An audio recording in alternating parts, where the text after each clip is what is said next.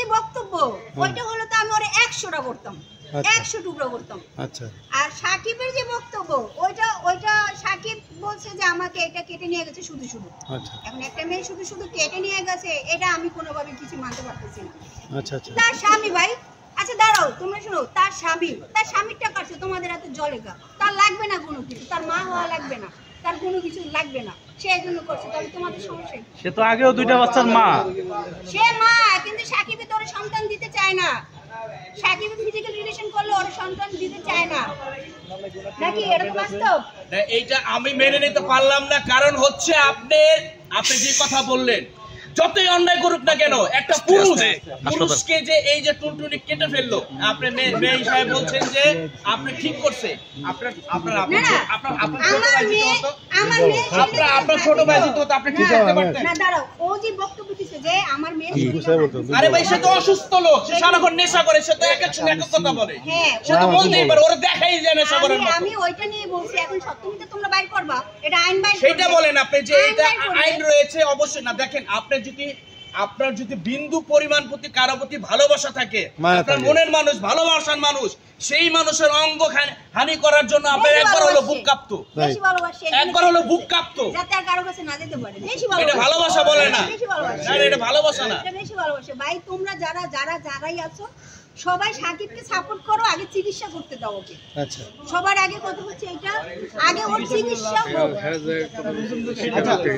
চিকিৎসা হোক, তারপরে হচ্ছে শিখার। মেয়েকে যদি কিছু করে থাকে শিখাই বা কেন ওর মেয়েকে নিয়ে আসছে এখানে? আচ্ছা, চিকিৎসা যদি হয় সে কি তারা আসল সেই টুনটুনি ফেরত পাবে? কিসের বিচার হয় ভাই? এটা তো ফিউচারে দেখা যাবে, আগে চিকিৎসা করতে হবে। চিকিৎসা করলে এমন কোনো জিনিস বাদ নাই যে হয় না। আমি মনে করি সাকিবের টাকা নাই, এখন জনগণ যারা যতটুকু পারতেছে করতেছে, শিখার বাড়ি বিক্রি করে হলেও আগে সাকিবের চিকিৎসা করতে হবে, উন্নত মানের চিকিৎসা হবে, তারপরে যদি সুস্থ না হয় তারপরে দেখা যাবে। কারণ এখানে চিকিৎসা হবে কি করে? আগে ওনারা সাজিয়ে রাখছে মামলা, যেখানে মামলায় বলা হয়েছে যে এই সাকিব তার মেয়েকে ধর্ষণ করার চেষ্টা করেছিল, সেজন্য তাকে মারা হয়েছে, সেজন্য তার টুনটুনি কাটা হয়েছে। তার সাজানো তো আগে থেকেই। সেই ছেলেটা একই তো তার টুনটুনি হারালো, তারপর তাকে মামলা কাটতে হবে, কি বল ধর্ষণ মামলা আবার কাটতে হবে। এটা কোন আইন? মানে মামলা হয়ে গেছে অলরেডি।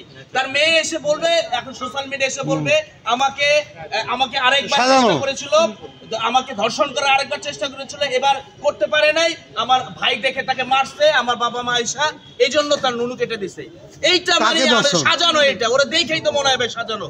আপু আমি চাই আপনি একেবারে কি বলে মানে কথাগুলো বলবেন নিরপেক্ষে। আমরা চাই এটা সব তদন্ত আইন দেখবে, যদি আইন মনে করে হ্যাঁ সাকিবের এই কথা আমাকে বলে নাই, ও তো এই কথা আইনের কাছে বলছে, আইনের কাছে বলছে বিদায় কিন্তু আজকে আমি প্রেসের সামনে বললাম যাতে সবাই সাকিবের সাথে থাকতে পারে, তাই না? নয়তো আমি আজকে কথাটা কেন বলবো? এটা অবশ্যই একটা ষড়যন্ত্র না হলে সে কেন ওখানে গিয়ে বলবে? সে একটা লাইভ করে বলতো ভাইরা দেখেন, আপনারা দেখেন যে সাকিব আমার মেয়ের সাথে এমন করছে, সেটা কেন বললো না?